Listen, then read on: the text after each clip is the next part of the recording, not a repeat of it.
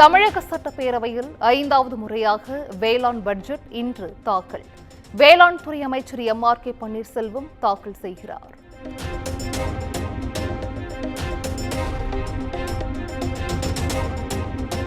உழவர்கள் உயிர் காப்பீடு திட்டம், உர மானியம் உள்ளிட்டவை வேளாண் நிதிநிலை அறிக்கையில் இடம்பெறுமா?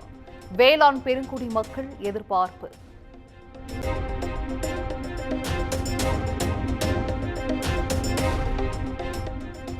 தமிழக பட்ஜெட் தாக்கலான நிலையில் திமுக சட்டமன்ற உறுப்பினர்களுடன் ஆலோசனை நடத்திய முதலமைச்சர். பட்ஜெட் கூட்டத்தொடரில் திமுகவின் செயல்பாடு குறித்தும் ஆலோசித்ததாக தகவல்.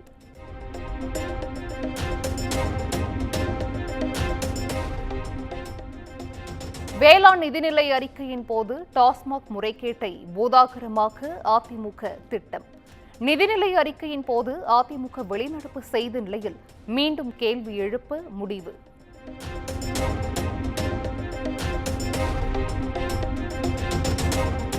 சபாநாயகர் மீது அதிமுக கொண்டு வந்த நம்பிக்கையில்லா தீர்மானம்.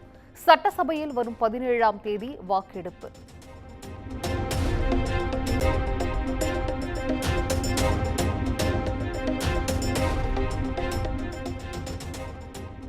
சென்னைக்கு அருகே தகவல் தொழில்நுட்ப மற்றும் பசுமை மின்சக்தி அமைப்புகளுடன் புதிய நகரம் அமைக்கப்படும். கிண்டி, வண்ணாரப்பேட்டையில் தலா ரூபாய் 50 கோடி செலவில் பன்முக போக்குவரத்து முனையங்கள் அமைக்கப்படும் என்றும் பட்ஜெட்டில் அறிவிப்பு.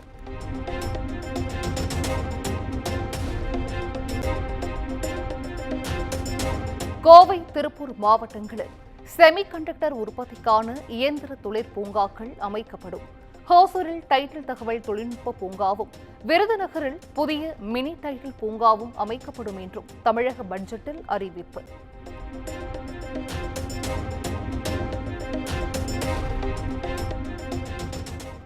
தமிழ் பண்பாட்டின் சிறப்புகளை உலகறிய செய்திடும் வகையில் 8 இடங்களில் தொல்லியல் அகழாய்வு. சிவகங்கை, தூத்துக்குடி உள்ளிட்ட இடங்களில் மேற்கொள்ளப்படும் என்று நிதிநிலை அறிக்கையில் தங்கம் தென்னரசு அறிவிப்பு.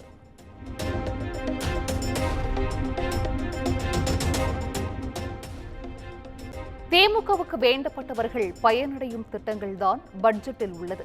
சாமானிய மக்களுக்கு 4வது ஆண்டாக வழக்கம் போல் ஏமாற்றத்தையே பரிசீலித்திருக்கிறது திமுக என்றும் அண்ணாமலை குற்றச்சாட்டு.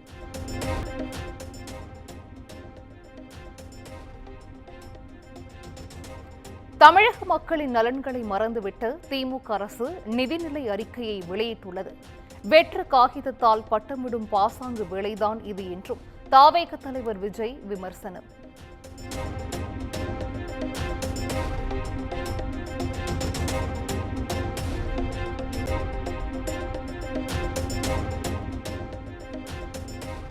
தமிழக பட்ஜெட் கவர்ச்சி அறிவிப்புகளை மட்டுமே கொண்ட வெற்று அறிக்கை. நாம் தமிழர் கட்சியின் ஒருங்கிணைப்பாளர் சீமான் விமர்சனம்.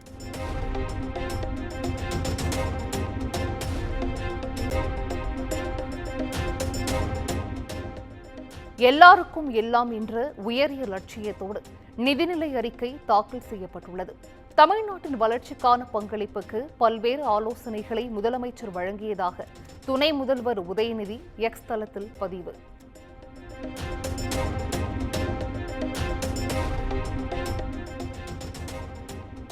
தமிழ்நாடு அரசின் நிதிநிலை அறிக்கை அனைத்து தரப்பினரும் வரவேற்கும் வகையில் உள்ளது.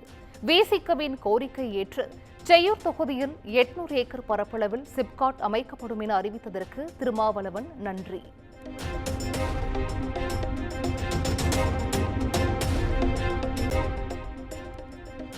பாஜக ஆட்சி செய்யாத மாநிலங்களில் அரசுகளுக்கு எதிராக பயன்படுத்தக்கூடிய ஒரு துறையாக அமலாக்கத்துறை மாறியிருக்கிறது. டாஸ்மாக் முறைகேடு குறித்த கேள்விக்கு திமுக எம்பி கனிமொழி பதில்.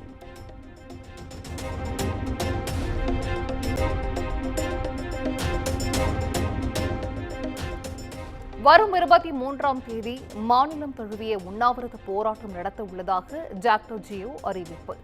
நிதிநிலை அறிக்கையில் தங்களது கோரிக்கைகள் இடம்பெறாததால் முடிவு.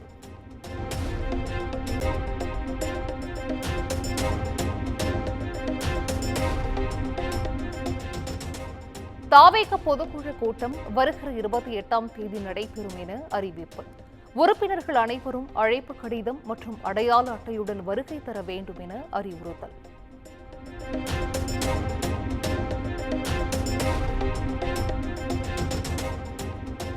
கச்சத்தீவு புனித அந்தோணியார் ஆலய திருவிழா கோலாகலம். இரவில் நடைபெற்ற சப்பரம் சுற்றும் நிகழ்வில் இந்தியா மற்றும் இலங்கை மீனவர்கள் ஏராளமானோர் வழிபாடு.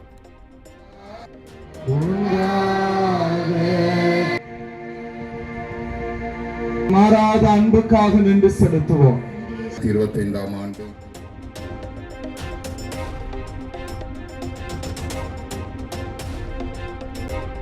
பல்லாவரம் வாரச்சந்தையில் சுகாதாரமற்ற முறையில் தயாரிக்கப்பட்ட உணவுப் பொருட்கள் மற்றும் காலாவதியான பொருட்கள் விற்பனை. மூட்டை மூட்டையாக பறிமுதல் செய்து எச்சரித்த உணவு பாதுகாப்புத்துறை அதிகாரிகள்.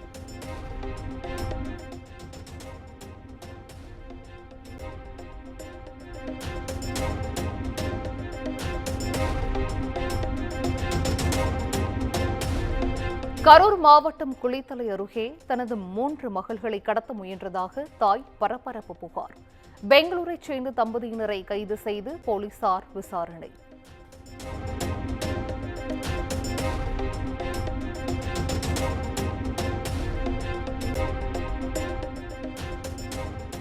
கும்பகோணத்தில் கடந்த 2009ஆம் ஆண்டு இளைஞர் வெட்டி படுகொலை செய்யப்பட்ட வழக்கு 4 பேருக்கு ஆயுள் தண்டனை விதித்து கும்பகோணம் கூடுதல் அமர்வு நீதிமன்றம் அதிரடி தீர்ப்பு.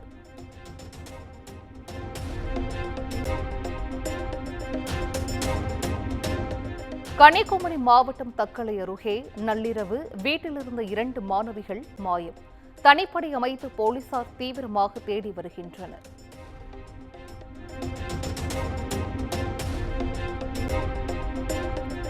சேலம் மாவட்டம் சங்ககிரியில் லாரி மோதி மனைவியின் கண்ணெதிரே உயிரிழந்த கணவன். பதைக்க வைக்கும் விபத்தின் சிசிடிவி காட்சிகள் வெளியீடு.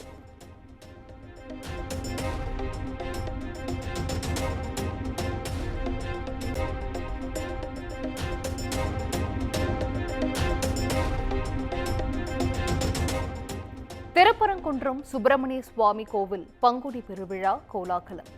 பச்சை குதிரை வாகனத்தில் தெய்வானையுடன் சுப்பிரமணிய சுவாமி வீதி உலா.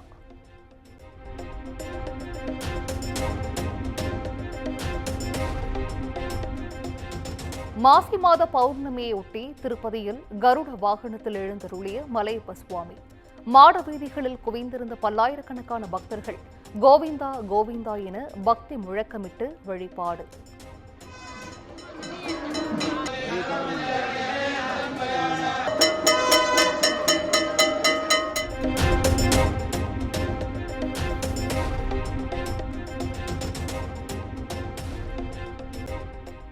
பங்குனி மாத பூஜையொட்டி சபரிமலை ஐயப்பன் கோவில் நடை திறப்பு. பக்தர்கள் 18ஆம் படி ஏறி நேரடியாக கோவிலுக்கு நுழைந்து சுவாமி தரிசனம் செய்ய ஏற்பாடு.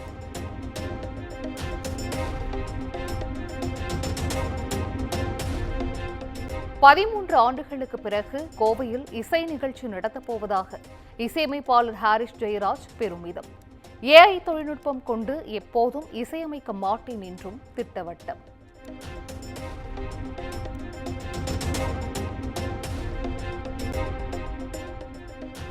இந்தியாவிற்கு 2 மொழிகள் மட்டுமல்ல, தமிழ் உட்பட பல மொழிகள் தேவை. மக்களிடையே அன்பையும் ஒற்றுமையும் வளர்க்க மொழியியல் பன்முகத்தன்மை ஏற்றுக்கொள்ள வேண்டும் என ஆந்திர துணை முதல்வர் பவன் கல்யாண் பேச்சு.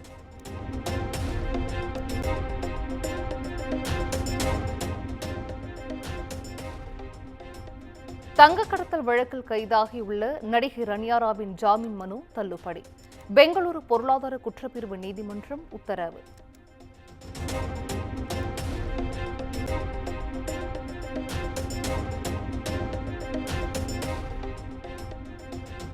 பஞ்சாப் மாநிலம் அமிர்தசரஸில் உள்ள பொற்கோவிலில் அடையாளம் தெரியாத நபர் நடத்திய தாக்குதலில் 5 பக்தர்கள் காயம். தாக்குதல் நடத்திய நபரை கைது செய்து போலீசார் விசாரணை.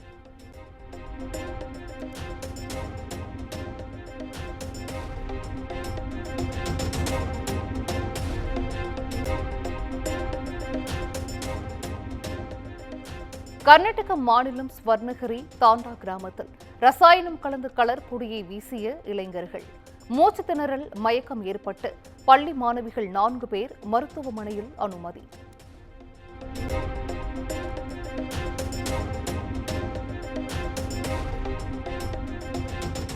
போக்சோ வழக்கில் விசாரணைக்கு ஆஜராகுமாறு கர்நாடக முன்னாள் முதல்வர் எடியூரப்பாவுக்கு அனுப்பப்பட்ட சம்மனுக்கு இடைக்கால தடை. பெங்களூரு சிறப்பு நீதிமன்றம் பிறப்பித்த சம்மனுக்கு கர்நாடக உயர்நீதிமன்றம் இடைக்கால தடை விதிப்பு.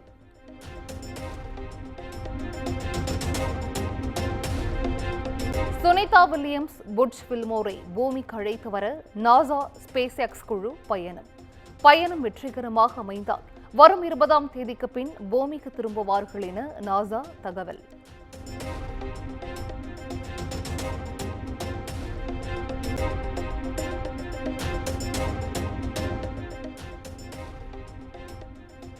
கனடா பிரதமர் பதவியை அதிகாரப்பூர்வமாக ராஜினாமா செய்தார் ஜஸ்டின் ட்ரூடோ.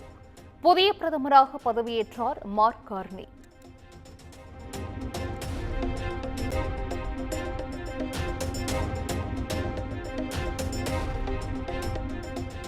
பாகிஸ்தானின் தெற்கு வஜிரிஸ்தானில் மசூதியில் குண்டுவெடிப்பு. ஜேயுஐ கட்சி தலைவர் மௌலானா அப்துல்லா நதீம் உட்பட பலர் காயம்.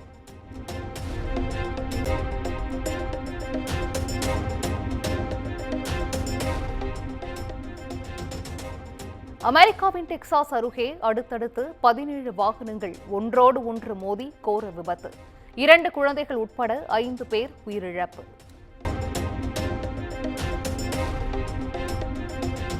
அமெரிக்காவின் டென்வர் விமான நிலையத்தில் அமெரிக்கன் ஏர்லைன்ஸ் விமானம் விபத்துக்குள்ளானதால் பரபரப்பு. பயணிகள் 172 பேர் அவசர வழி மூலம் வெளியேறி உயிர் தப்பினர்.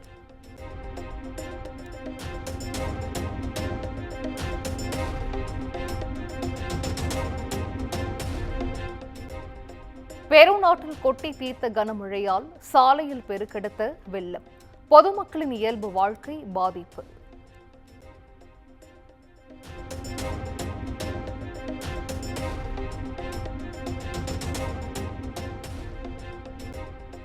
சீனாவின் ஷாங்காயில் உள்ள ஆய்வுக்கூடத்தில் 100 மனித வடிவ ரோபோக்களுக்கு பயிற்சி.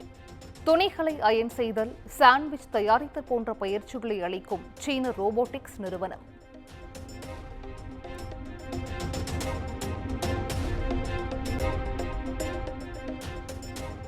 இறுதிக்கட்டத்தை எட்டியது மகளிர் பிரீமியர் லீக் போட்டி. மும்பையுடன் இன்று நடைபெறும் இறுதிப் போட்டியில் டெல்லி பல பரீட்சை.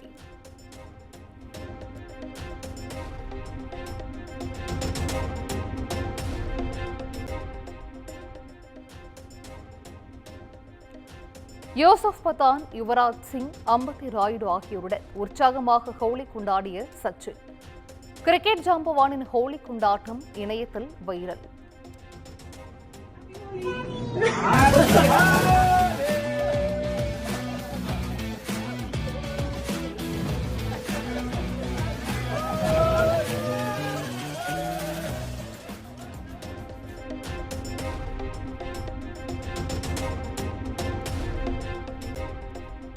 இயக்குநர் லோகேஷ் கனகராஜின் பிறந்தநாளையொட்டி கூலி படத்தின் படப்பிடிப்பு தல புகைப்படங்களை பகிர்ந்த படக்குழு. நடிகர்கள் ரஜினிகாந்த், நாகார்ஜுனா உள்ளிட்டோர் லோகேஷ் கனகராஜுடன் இருக்கும் புகைப்படங்கள் வைரல்.